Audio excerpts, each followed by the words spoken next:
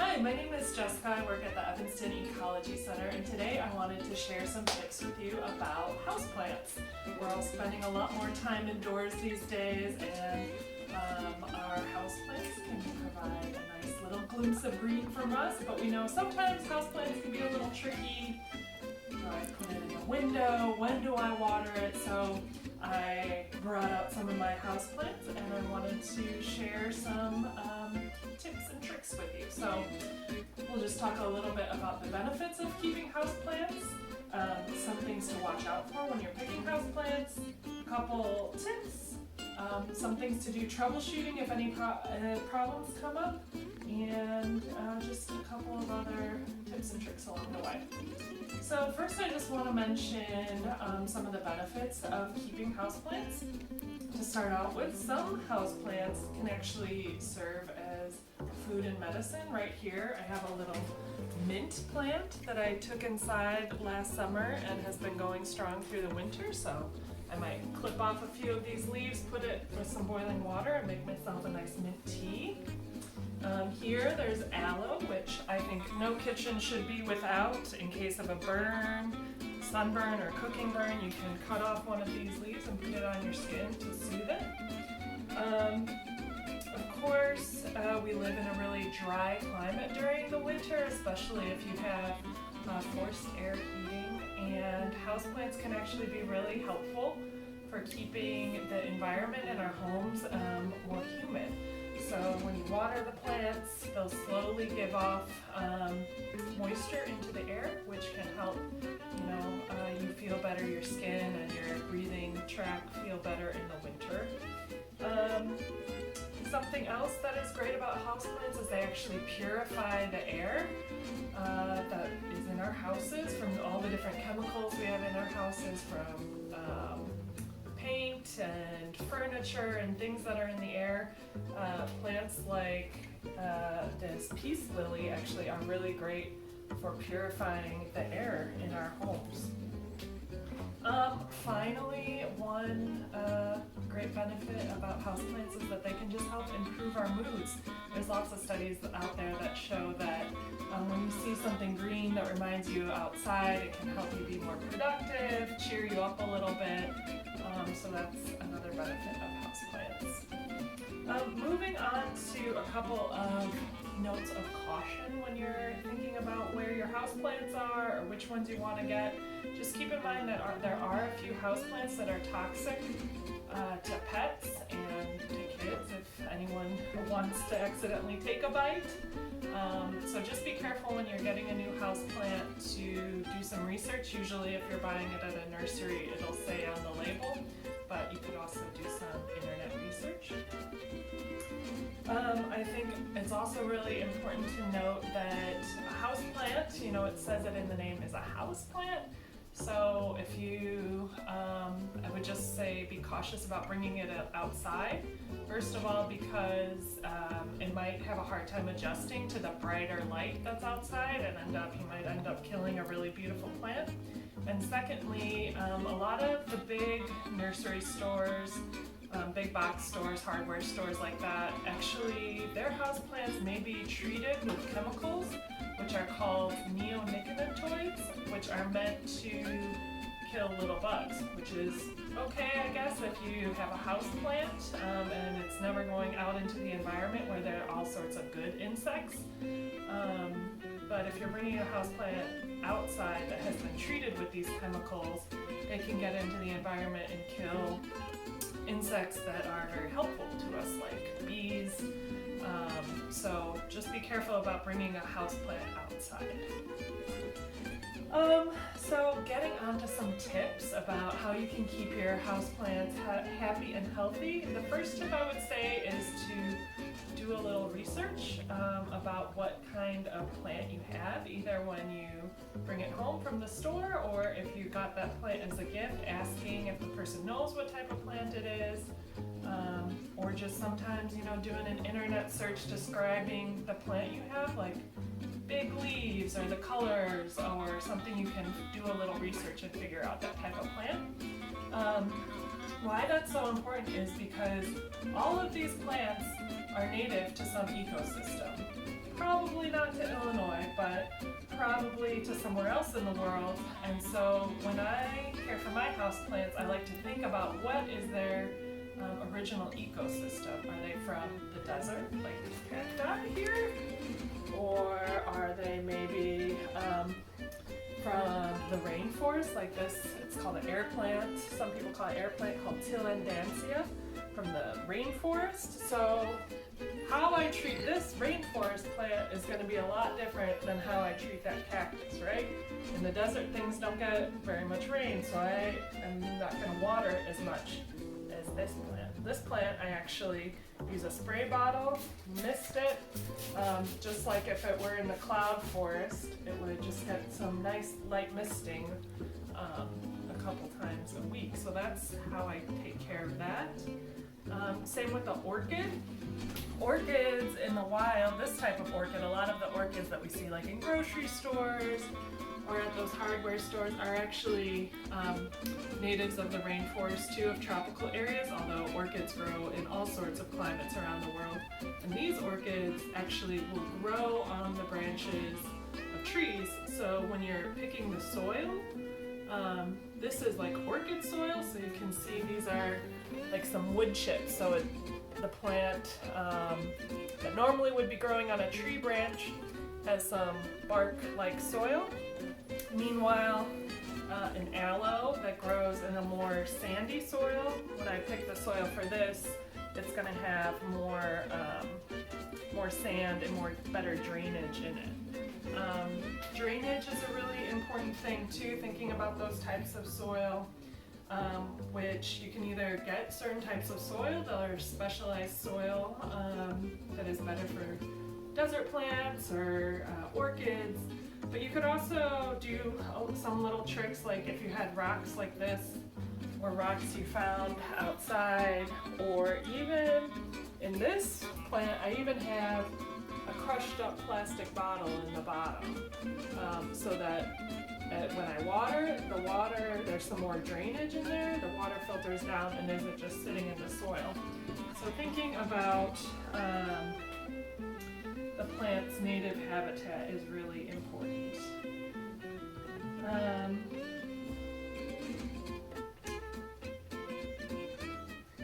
think we can move away. One other thing, I guess, when you think about the position that you put the plant in your home, whether it's in a window, it's up on a shelf, how much light it's getting, and what kind of, is it cool in that spot? Is it warm in that spot? Almost all plants, a good place to avoid is anywhere that's really drafty. So if you have a window that doesn't quite seal and you can feel cold air coming in there, or if you have a heat vent really blowing, those are usually not good places to put house plants.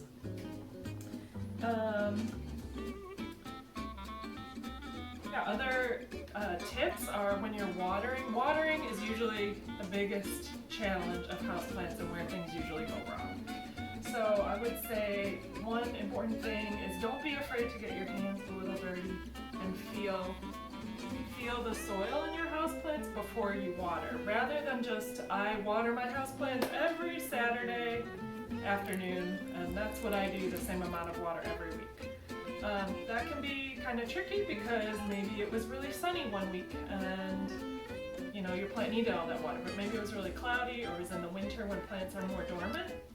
Then you want to feel your soil, and if it is still wet, then you can probably hold off and wait a few more days to water your plant. Something also really important, another tip is when you're watering, it's also a good idea if you see your plant, I have one in the other room that does this, but sometimes this plant will do it too. If you see all the leaves kind of going to one way, you want to make sure, they say it's good to turn your plant about a quarter of the way around every time you water it, so that it's getting the sun from different directions and all your plants don't start leaning to one way or the other.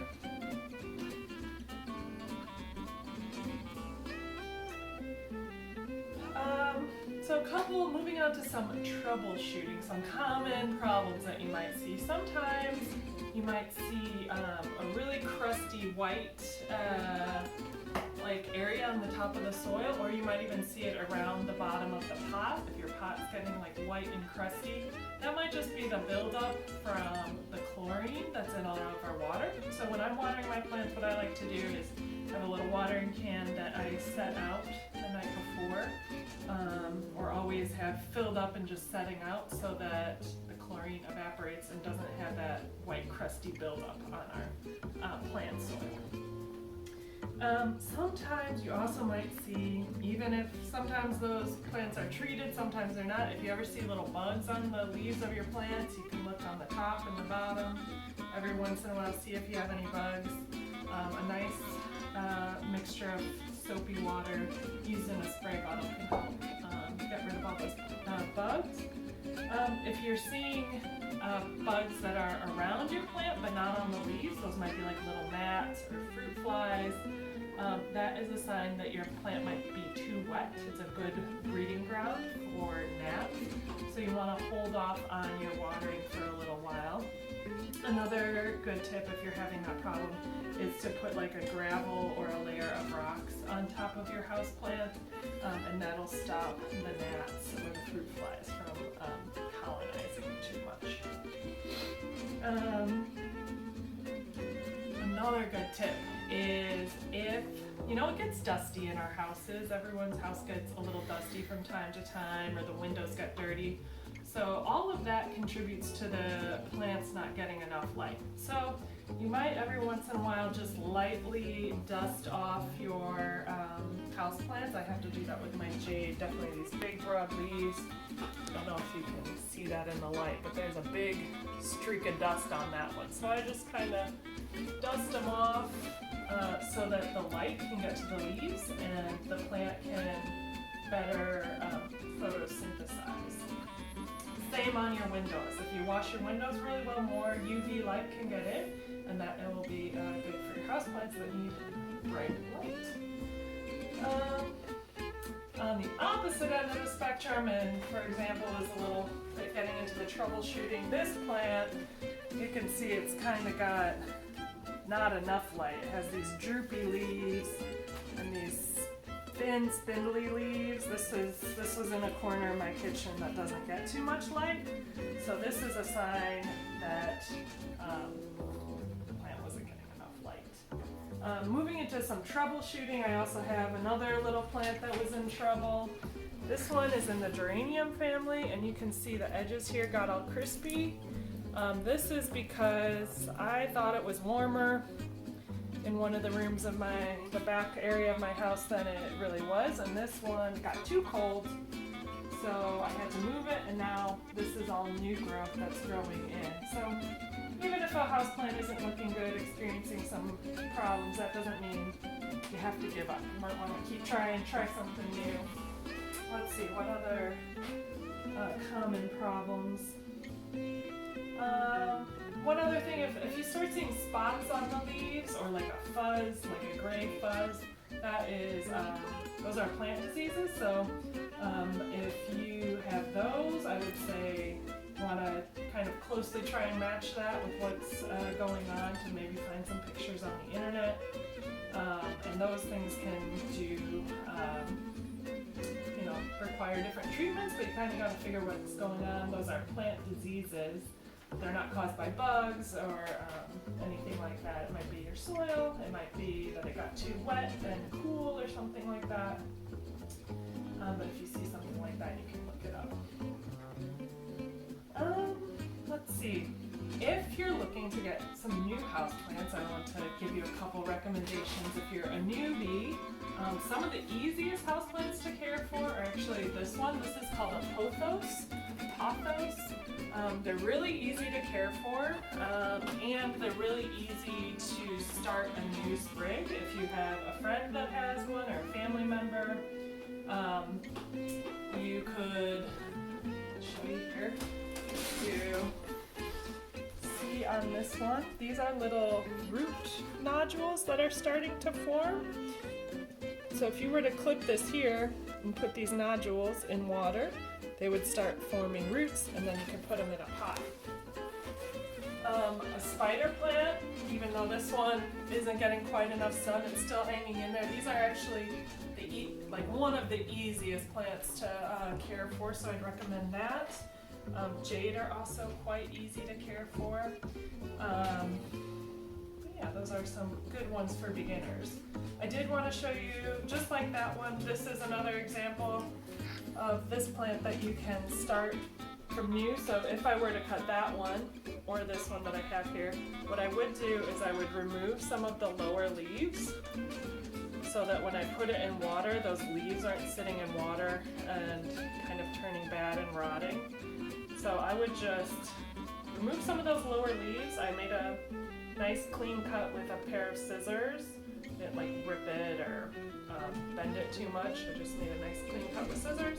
Remove some of the lower leaves, and then this is just a jar of plain water. I like, again, using water that's been sitting out so some of the chlorine evaporates. I would just pop those in there and then keep an eye on them for a couple weeks, maybe 2 to 3 weeks, and then you should start to be able to see new roots forming.